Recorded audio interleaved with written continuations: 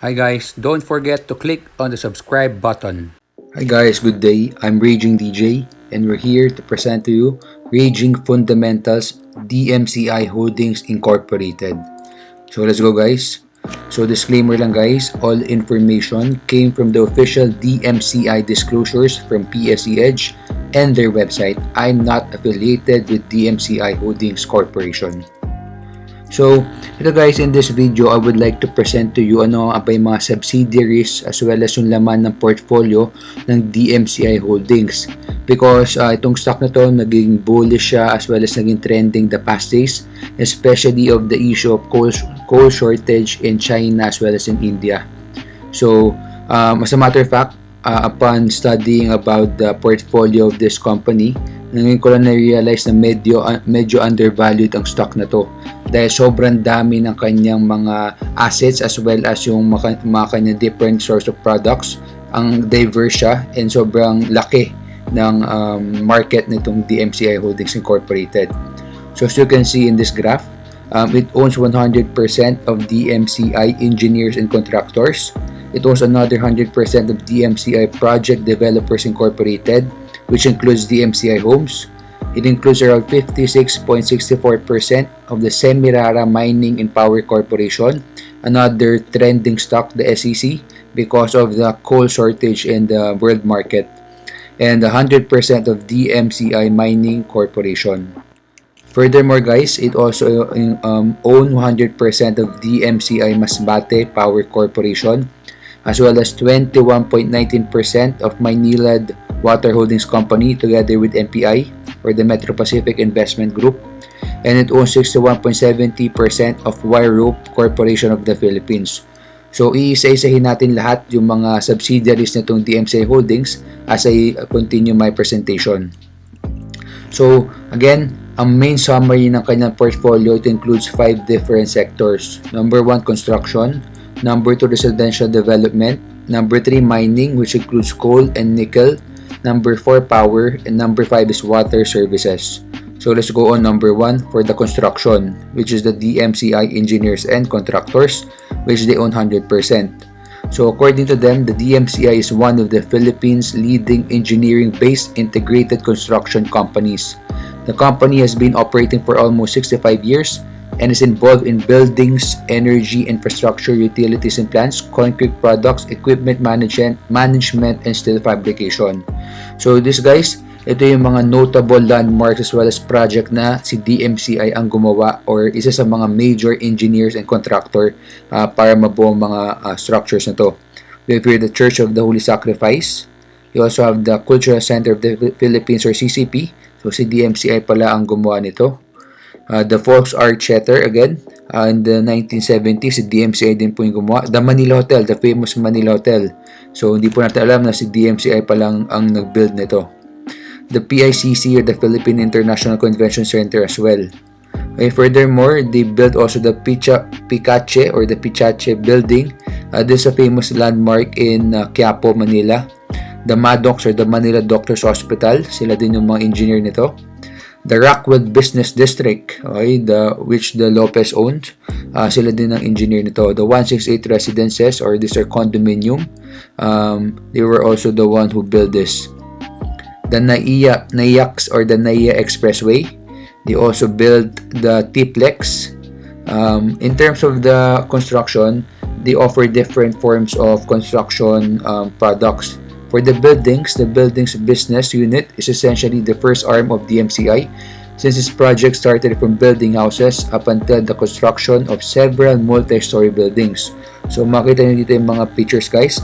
They built the De La Salle College of St. Benilde Academic Building number 4. The Zeus Building, I'm not sure kung saan to. Imperium Building, this one.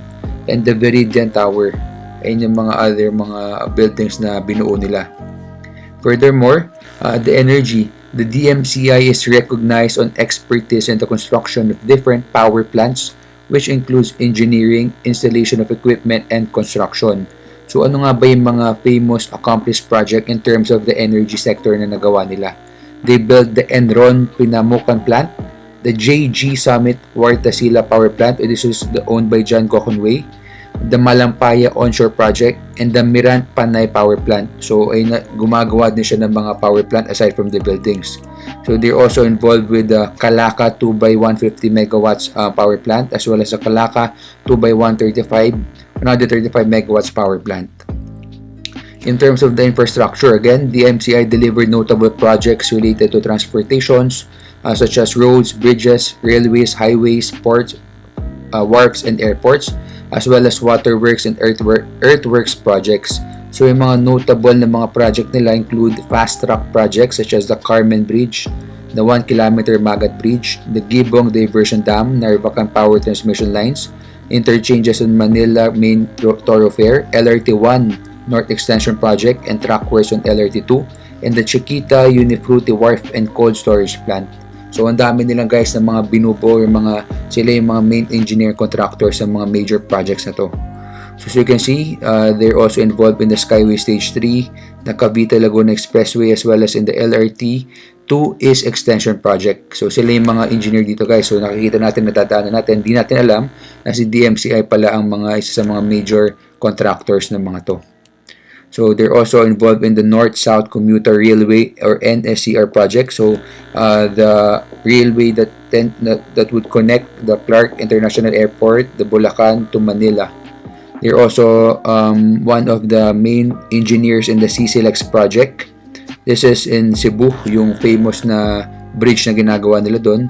They're also responsible for the Presidential Security Group Hospital. So, in terms of utilities and plants, the company ventured in this in the early 90s at the construction of transmission lines which traversed Tarlac to Pangasinan. So, at present, the company is the top contracting partner of the key entities in the country who provide water and electricity to communities. So, this is example of the ginawa nila in 2012, the PTP Pasay Trenchless. Next, for the concrete products, DMCI Foundations, rooted from its expertise in cement and cement products.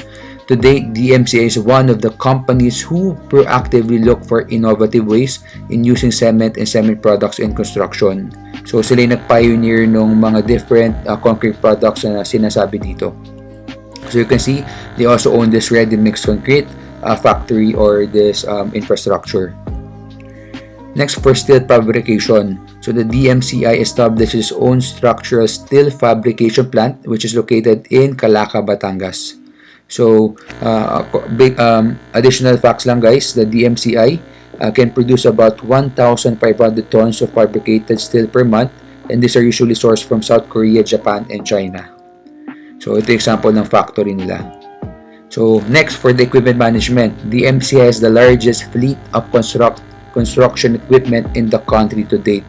This allows the company to deliver timely completion of its projects.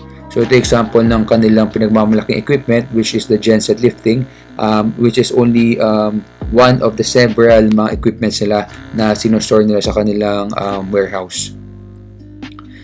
So these are also the other notable structures na binuo ni DMCI.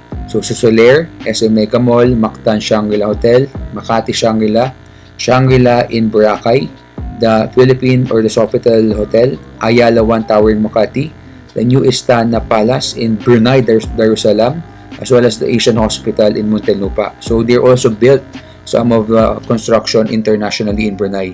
So guys, from the construction sector pa lang ng DMCI yan. So yung kanilang contractor as well as engineering subsidiary, sobrang dami na nilang nagawa at ang dami ding ongoing projects on board. So dito pa lang guys, medyo sulit na tayo pag mag-i-invest tayo sa DMCI Holdings Corporation. What more, I'll be presenting to you yung mga other subsidiaries nila, which I think will really make you think that na yung current status ng DMCI is undervalue ang kanyang current price. So next, let us now go to the DMCI Project Developers Incorporated, which it owns 100%. So dito guys, itong PDI na to is the wholly owned subsidiary of DMCI Holdings. So basically guys, dito nakalagay yung mga DMCI homes. So the surge in demand for urban homes inspired DMCI to construct its very own housing projects at DMCI homes. So when you will be going to their website, the DMCI Homes, search it in Google, makikita nyo guys, sobrang daming mga development or housing project ni DMCI. From low-rise to mid-rise to high-rise buildings, condominium, to residential places, as well as yung meron din silang property sa Boracay, which is a residential property in Boracay. So makita nyo guys, sobrang dami ng location, almost sa buong Pilipinas meron silang mga properties na binebenta. So dito pa lang guys, makita nyo na in terms of residential development, they're also putting some of their money and investment here. So you can go to their website to check guys yung mga available na mga binebenta nilang properties. So next, let's now go to the Semirara Mining and Power Corporation as well as their DMCI Mining Corporation. So ito guys, the SEC or the Semirara Mining Corporation, this can also be traded in the stock market. However, we must take note that 56% of SEC is owned by Dmci Holdings Corporation. And just to give you some information, their main product would be coal resources in Semirara Island in Caluya, Antique. So it is currently the Philippines' largest coal producing company with a guaranteed long-term market by virtue of its supply contract with the state-run National Power Corporation. So again, 56% ng SEC is owned by Dmci Holdings Incorporated. Kaya yung lumabas yung news na nagkakaroon na shortage ng coal sa China, sa India, as well as in other places in the world, ang laki, biglang naging bullish yung mga stock na to, especially DMCI and SEC. So next, we have here the DMCI Mining Corporation. So basically, the mining operation is an open pit extraction of nickel, chromite, and iron laterite for direct shipping. So dito naman guys, ang main news or ang main catalyst dito would be nickel. Especially nickel guys is one of the mineral na ginagamit nila or metal ginagamit nila sa paggawa ng mga electric vehicles. Kaya the past year or last year, kung nagkaroon ng boom with the Tesla electric vehicles, naging booming yung mga nickel stocks natin. Nakinabang din dito si DMCI. So yun guys, nakita na natin meron silang engineering and construction subsidiary. They have here DMCI Homes as well as their energy, their coal and mining corporation. So now let's focus on the DMCI Power Corporation, specifically the DMCI Masbate Power Corporation. So ito guys, you can go on their website, i-search nyo sa Google yung DMCI Power. Makikita nyo lang dito yung mga sinama ko na lang dito yung mga latest news about sa kanila. So according to this news, DMCI Power investing around 3.5 billion pesos in Masbate and Palawan. So you can read on this news. What's important is that ano ba yung mga pag-aari nilang mga power plant. So they own 15 megawatt circulated fluidized bed technology thermal plant in Masbate, another 2 times 4.95 megawatts bunker fired plant in Palawan, and lastly a 19.71 megawatts bunker fired plant in Oriental Mindoro. So makita nyo, napaka-diverse ng portfolio ni DMCI. Meron din siyang mga power plant which delivers certain megawatts in different localities in Masbate, in Palawan, and in Oriental Mindoro. So let's now go to the water corporation or the Maynilad Water Holdings Company. So this one, the DMCI MPIC Water Company Incorporated, it is a joint venture with the Metro Pacific Investment Corporation, which is a 92% stake on Maynilad Water Services Incorporated. Ito guys, ang kanilang siniservice would be the west zone of Metro Manila, which covers 9 cities and 2 municipalities in Metro Manila, as well as 1 city and 5 towns in the Cavite province. So Maynilad and Malina Water, usually the past months, nagkaroon ng mga trends sa kanila, especially kung na-approve na ng Pangulo natin yung kanilang mga contract. Next, we have here the Subic Water and Sewerage Company. This is the first privatized water company in the Philippines and Southeast Asia to be ISO certified. So this is located in SBMA or the Subic Bay Metropolitan Authority. So meron ding ownership si DMCI doon.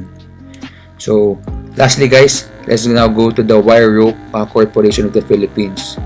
So ito guys, hindi masyado nababalita pero sila gumagawa din sila ng mga bakal or mga wire a subsidiary of the DMCI Holdings Incorporated. It manufactures the world-renowned blue strand wire ropes in the Philippines under the license from this Bridon BBRG. So it is responsible to make different wire ropes from size of 6 millimeters up to 7 millimeters to be used in construction, drilling, fishing, and etc. So, and guys, so makikita natin na ang subsidiary as well as yung portfolio ng DMCI Holdings Incorporated, napaka-diverse. Meron siyang from construction to engineering, meron siyang DMCI Homes, meron siyang DMCI or the Semirara, the coal, as well as we have here the coal and nickel mining stock. They also have the Power Corporation. They also have the Maynila, the water, as well as yung paggawa ng mga wire or mga wire ropes na kailangan sa mga construction firms. So, based on this guys, dati hindi ko masyado pinapansin si DMCI. Alam ko lang previously included siya sa PSEI index as well as sa blue chip stock siya. Pero naalis din siya previously. Pero there are several reasons bakit siguro bumaba yung price niya. Number 1 would be the effect of pandemic. Number 2 would be current events. Yung last year nagkaroon ng problem sa Davao, yung sa mga ginawa nilang condominium nagkaroon ng crack, so naapektuhan yung value ng stock nito. Another thing, yung nagkaroon ng landslide as well as ng mga namatay na miners sa Semirara, nagkaroon ng suspension ng pag-mine ng coal doon last year, kaya bumagsak din ng malaki-malaki yung stock nitong si DMCI as well as Semirara. And another thing, yung nawala sa index si DMC pati si SEC, I think bumagsak din or nagkaroon din ng influence sa value niya. So lahat doon nag-price in na last year guys. So ang laki ng binagsak nila, pero this year nakita natin ang laki ng recovery, especially on the Semirara stock from a low of around 8 to 9 pesos yata. Ngayon nagte-trade na siya around 30 pesos level. Sa DMCI nasa 9 peso level na siya. So, I think guys, if you're a long-term trader, you wanted to hold this and wanted to hold a stock that would recover in the long run, in 2 to 3 years or 3 to 5 years post-pandemic, I think DMCI is a good stock to hold. It's a fundamentally sound company. So, nakita nyo pa lang guys, napakalaki ng portfolio nila. Diverse, it involves all the essentials as well as yung mga kinakailangan natin in our daily lives, from electricity to water to constructions to homes, to highway. So, halos lahat nasa kanya na eh. So, yan guys, it's important to educate you, especially if you're planning to trade and invest in the stock. So, guys, thank you for listening. Don't forget to follow me on my Facebook page, Raging_DJ, and don't forget to click the subscribe button on the lower right portion of your screen. Yan, so thank you guys. Hi guys, don't forget to click on the subscribe button.